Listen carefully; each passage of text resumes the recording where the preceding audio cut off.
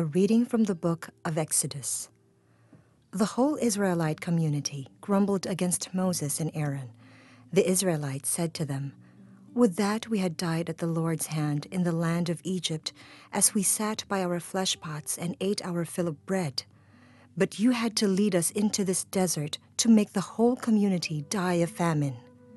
Then the Lord said to Moses, "I will now rain down bread from heaven for you. Each day the people are to go out and gather their daily portion. Thus will I test them, to see whether they follow my instructions or not. I have heard the grumbling of the Israelites. Tell them, in the evening twilight you shall eat flesh, and in the morning you shall have your fill of bread, so that you may know that I, the Lord, am your God." In the evening quail came and covered the camp. In the morning a dew lay all about the camp, and when the dew evaporated, there on the surface of the desert were fine flakes like hoarfrost on the ground. On seeing it, the Israelites asked one another, "What is this?" For they did not know what it was. But Moses told them, "This is the bread that the Lord has given you to eat." The word of the Lord. Our first reading for this Sunday comes from the book of Exodus. Let us reflect on seeing God's action and presence with the eyes of faith. You see me wearing eyeglasses. Many people with different eyes, with different contact lenses, with different pairs of eyeglasses, they help us see reality. But how about putting on the eyes of faith? You will see how God acts. In the first reading, Moses and Aaron were the recipients of the grumbling, the complaining of the people Israel. You find them wandering in the desert after crossing the sea. You can understand why the people were complaining. They lacked food. They were afraid to die. When you have nothing to eat, that's your fear. You're not only afraid of hunger, you're afraid of the hunger that leads to death.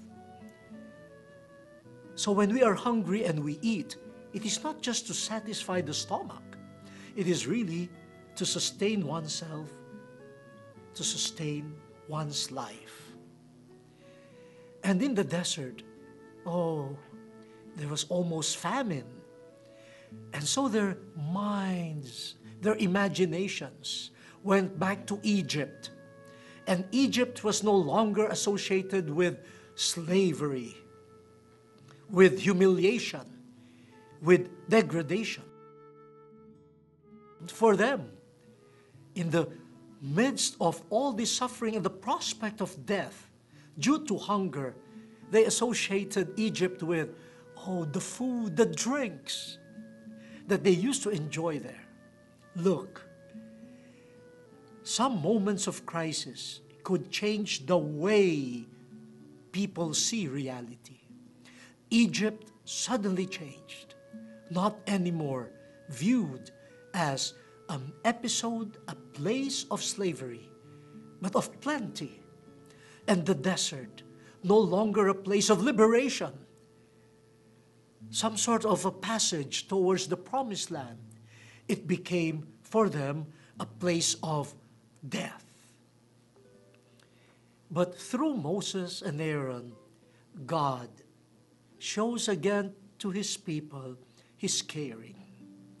He sends quail in the morning, and in the evening, some sort of a dew, and that condenses, hoarfrost. And when people saw it, said, "What is it?" Manu, the root of manna. What is this? What is this?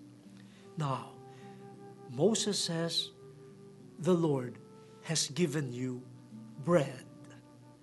The Lord will sustain you through the desert, through this bread, see God's love and caring. The question to us is, will Israel see in the quail and in this manna God's caring? Look at that question. What is this? We hope Israel would put on the eyes of faith and see in this simple bread not just something, not just a gift of nature, but hopefully they will see God is with us. God cares for us. God sustains us in life.